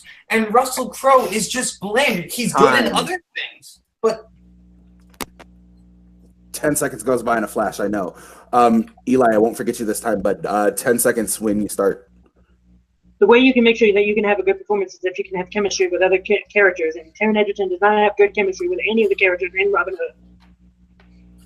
Ooh, okay. Wow. Mike, Brian, I know you have to go. Real quick, thoughts. I caught myself. They both did a great job of pitching why those suck. But I think the one thing that tipped it one way was that Eli did mention that at least Russell Crowe was able to add a little bit of depth to it. My point goes to Eli. Very nice. Richard. Yeah, I agree with Brian. Eli did bring up the fact that his character had no chemistry with the others. At least Russell Crowe attempted to have some. There was some chemistry between the two actors in Russell Crowe's version than of Eli's version. So my point is going to Eli. All right. Being said, my point would have probably gone to Eli as well, but it doesn't matter. We have a winner today, ladies and gentlemen, and it is Eli McCaig. Holy crap. We'll get the final thoughts of our competitors real quick. I know two people have to leave very fast. So, Brian, give me your rundown real quick. What'd you think of the match, even with the snafus? I hope you had a blast. I just think that Scratch and Claw was the perfect name for it because they had to fight through a whole lot of really good debates, and it was close, but in the end, Eli took it. This is true. Thank you very much for being here, brother. Sorry that we had to run a little late, and it sucks that you have to rush off. But I appreciate you being here, and I know everybody else does too. Now going over to our next person who's leaving us, Jake, I know you have to rush off as well. So even though you didn't win here today, bud, you fought excellent. How are you feeling about this? I feel like these two guys did a great job. Both of them equally. They stuck it to the end. I would like to say that I was in a tough pickle because for the first question with the presidents, both of my first choices were Teddy Roosevelt and George Washington. So it's no question that those guys had the better arguments anyway. Taft is a boring person. But yeah, I think you guys did a great job, and I'm hoping for a comeback sometime soon. But until then, it's been an honor to lose to you guys. We will rush over to our winner today, as a matter of fact, Eli. Oh my God. Bud, you did so well today. You had a comeback victory. How are you feeling right now? Well, I'm feeling fantastic, Jay. And would I be lying to say that I'm surprised? Yes, I would be lying if I were to say I'm not surprised, because I am legitimately surprised. When Caleb got 2 points in the first round, I was like, oh, well, this is probably the end of me. And then when Jake got 1 point, that was the point when I thought, oh, yeah, that's the nail in the coffin. And I was legitimately thinking, oh, Orson, when I first saw Orson Welles as Caleb pick, I was just thinking, well, I'm definitely not going to be winning that round. But then I won it, and then, look, I think I realized what my best rounds are, and that's the speed rounds. I've realized every single time I've won one of these movie battlegrounds, it's always because of the speed rounds, because my brain works so chaotically, and it tries to pick everything that happens in the world. So, yeah, this was a very great match. I'm glad Jake was a competitor. And look, Caleb, though I said that smack talk at the beginning, I'm so glad that I had a competitor like you at the very end. I'm like, legitimately, you're a great competitor, and I hope to someday see you in the future. Yeah. All right.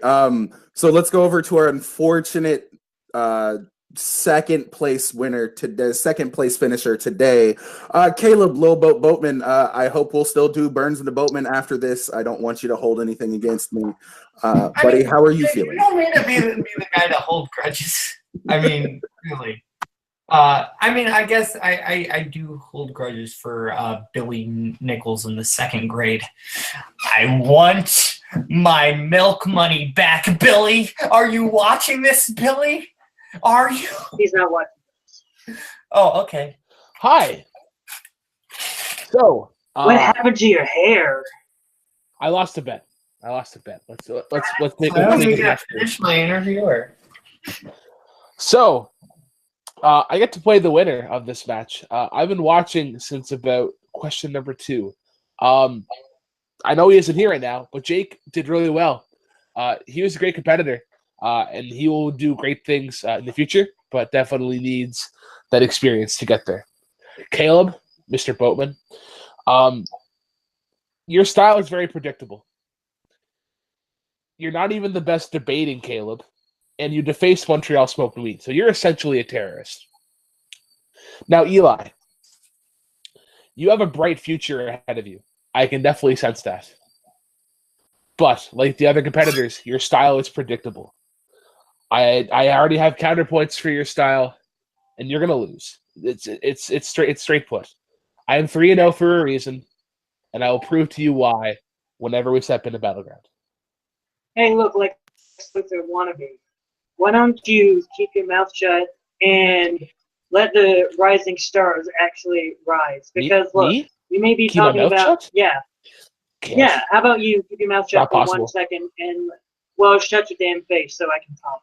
Look, all I know is this: there are rising stars right now, and I'm one of those rising stars. You call me predictable? Well, guess what?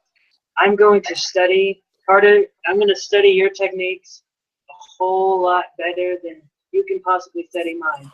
Because let me tell you one thing. I'm going to beat you, and I'm going to make sure that I shame you. Because that 3-0 record is about to be tarnished to become 3-1. People say it can't be done. Well, guess what? I can get anything done because I believe. And so you can get your Lex Luthor looking ass out of here right now. Well, sir, I like your style. I like your spunk. May the best man win. Peace out. I plan to.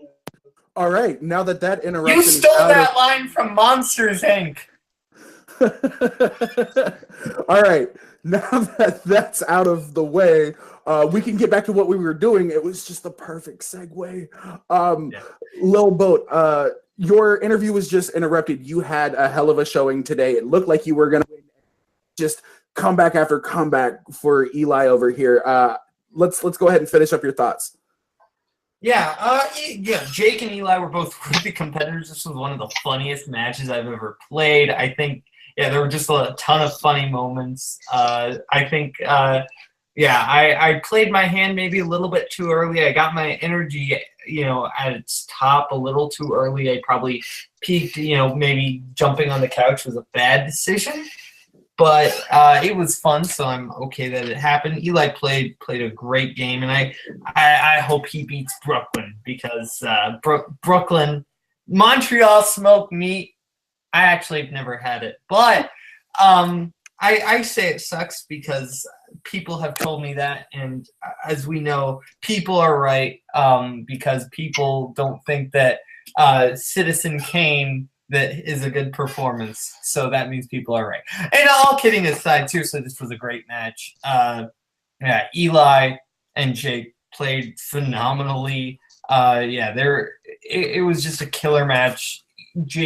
Any three of us could have won. Like, that's the thing. It's like we were back and forth all the time because all three of us had great arguments. Like, congrats to Eli.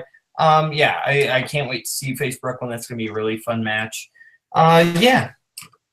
So to sum up everything it is that you said, he says Brooklyn, and I quote, "Smoke his meat, Montreal." We will go over to Richard Schwartz. Richard, how are you feeling after watching this triple threat match today? Are you wanting to come back and judge again? What are your overall thoughts, bud? First of all, it sucks to be a judge. I mean, like, I always appreciate people judging, but this was like, especially was one of the toughest bouts I think I've ever probably had a judge, like, because all three of you nailed it. Like, Caleb was exactly right. Any one of you three could have won. It was that good of a match. And, you know, they both put up a hell of a fight. It was a tough call. Congrats to Eli. Caleb, you played one hell of a game. And hopefully, I don't know what's up with this meat thing. I mean, would that make Brooklyn Canadian bacon? I guess. I mean, but no. Congrats to Eli, and I mean, I would definitely come back as a judge. But honestly, I kind of want to compete. This was fun. We will see what we can do on that. Personally, I thought this was one of the more entertaining matches that I have ever been a part of. The Horror Vacation Destination round alone was worth everything. All of the puns from Eli were just, it was great. Lil Boat always puts up a hell of a fight. Even when we're just having a conversation and, you know, to it, he always makes you think. He always comes up with a different way of making you look at a solution or a problem that's presented. Eli just scraped it out a little bit better to me. But we've run a little bit long here. We've obviously lost 3 people so far. Before we lose any more, let's start with our winner. Where can everybody find you?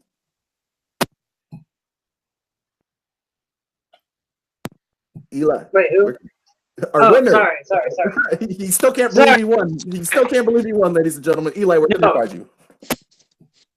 I can't believe it's not butter. You can find me on Facebook at Eli McCaig. You can find me on Twitter and Instagram at Mr. Eli Mac. And I recently created a letterbot, so you can find me there. I can't remember what it's called right now, but trust me, you can find me on Letterboxd. I exist there. Mr. Eli Mac. That's it. Mr. Eli Mac everywhere. I'm Mr. Eli Mac. He's Mr. Eli Mac. Lil Boatman, where can Yeah, you can find me on different social medias. Caleb Boatman on Letterboxd. Follow me there. Find me and Jay's podcast, Burns and the Boatman. It's a whole lot of fun. Lots of good times to be had. Maybe my Tom Cruise impression will make a comeback. We might make that a bit in the show. Who knows? But yeah, this was a really fun match, and yeah, hopefully I'll be back to playing stuff. Most definitely. External Void, where can everybody find you?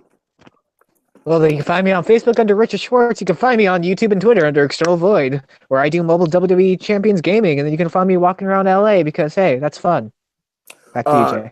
Also, subscribe to him. He's just barely over 1,000 subscribers. He needs them just as bad as me and Lil Boat do. I am Jay Burns. I've been your host this evening. You can find me on the internet. You can look for me, Jay Burns on Facebook, Jay Burns 253 on Twitter, _Burns on Instagram. Not that Facebook or Instagram are really can't find me. Sucks to be you. My YouTubes have already been plugged. The other one is Your Friendly Neighborhood Movie Nerds with Dominic the Movie Nerd Rizzy, which we're hoping to get started back up again. And my letterbox is JBR253. We love you people. I hope you had a good one. Get the fuck out of here.